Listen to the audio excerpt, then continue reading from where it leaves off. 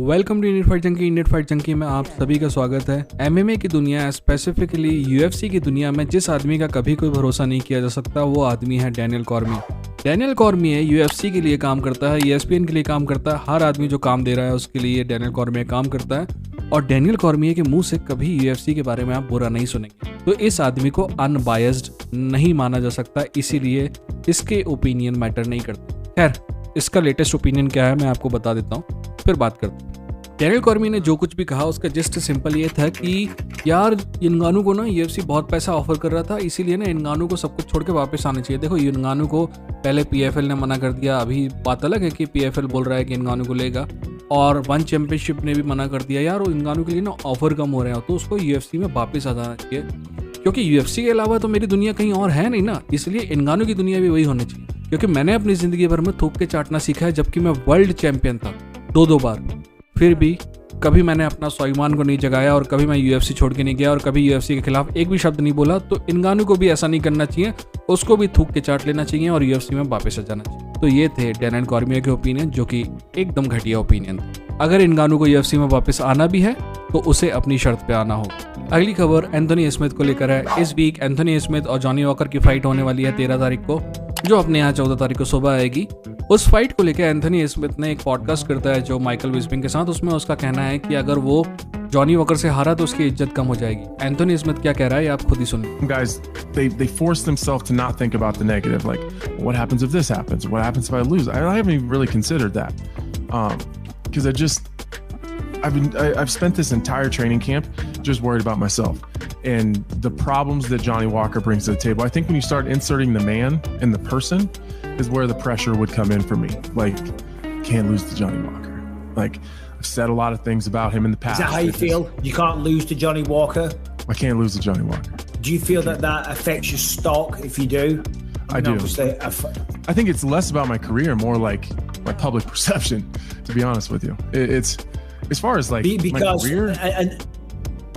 Am I reading this right? Because listen, Johnny Walker burst onto the scene with a tremendous amount of hype and talent, right? The knockouts he was getting super early on, but then he's had mixed results. And this is what people used to say about him. Say, oh, Bisping, yeah, he was a great fighter, but any big fights or the truly elite, he couldn't beat them. Do you feel that the perception may be, and I don't want to put these doubts into your mind, but the perception might be, or if I lose to Johnny Walker, then people are going to start writing me off as a future champion?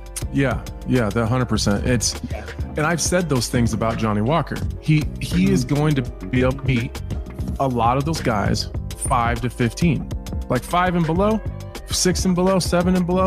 Yeah. He'll beat a lot of those guys. It's somewhat, and some of them it's coin flip, and you know he gets a little bit wild and crazy. He gets caught. He can catch people, but you know him and guys like Ryan Spann have had a hard time busting into the elite level of the division. Well, if Johnny Walker beats me, then that means I'm not in the elite level of the division, and that's a problem. That's a problem, and it's a little bit dangerous because he is one of those guys. He is so athletic and so explosive and so fast and so big and strong that he could, you know, like if you let that guy slip behind the wire, he could knock out any of us in the top 5.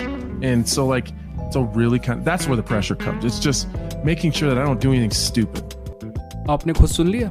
देखिए, जिस प्रकार से Anthony Smith कह रहा है ना कि इसके जॉनी वॉकर से हारने के बाद उसकी इज्जत कम हो जाएगी, एंथोनी स्मिथ के बारे में भी कई लोग यही कह सकते हैं कि एंथोनी स्मिथ से हारने के बाद उनकी इज्जत कम हो जाएगी।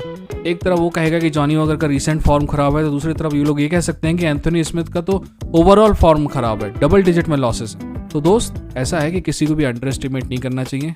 बुरे फाइटर से जीतने में कोई इज्जत नहीं है और अच्छे फाइटर से हारने में कोई बेइज्जती नहीं है, समझे।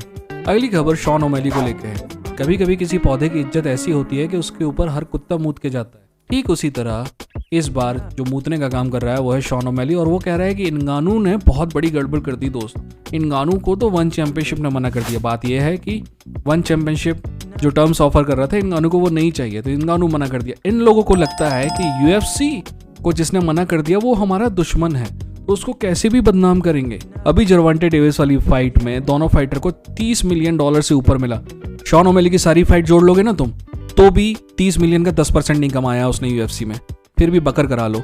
इवन उसकी जो वीडियो गेम से कमाई होती है ना, वो कमाई यूएफसी की कमाई से ज़्यादा है। पर बकर करा लो साहब, भगवान ने मुंह दिया है तो मुंह से हगना चालू कर दो। लास्ट खबर टोनी फर्ग्यूसन को लेकर है। आई एम वेरी सैड दोस्त। टोनी फर्ग्यूसन कहाँ था और कहाँ चला गया। आप में से कुछ लोग होंगे जो टोनी फर्ग्यूसन को शायद उसके पीक में नहीं देखे होंगे, but Tony Ferguson was one of the best of all time. उसका जो 12 फाइट का रन है, उसके ऐसा रन देखने को शायद ही मिलता है। पर हम सभी को पता है कि पिछले 2-3 सालों से टोनी फर्ग्यूसन अपनी ज़िंदगी के सबसे बेकार दौर से गुजर रहा है, और शायद कल जो घटना हुई उसको भी उसी दौर में गिना जाएगा।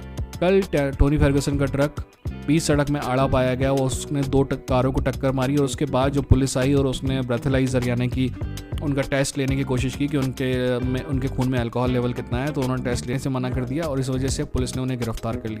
जब तक ये वीडियो बनाया जा रहा है तब तक ये खबर मिली है कि टोनी फर्ग्यूसन को जमानत दे दी गई है, पर एक ऐसा फाइटर जो हम सबका फेवरेट था आज इस हालत में दिखाई देता है तो बुरा लगता है। आप बताइए आपको क्या लगता है। जाने से पहले सब्सक्राइब करके बेल आइकन में क्लिक करिए, और ये आसपास जो वीडियो दिखाई दे रहे हैं ना आपको एंड स्क्रीन पे, उनमें क्लिक करिए, मजा आएगा। ठीक, मिलते हैं अगली वीडियो के साथ। ये था इंडियन फाइट जंकी, लड़ेंगे जीतेंगे।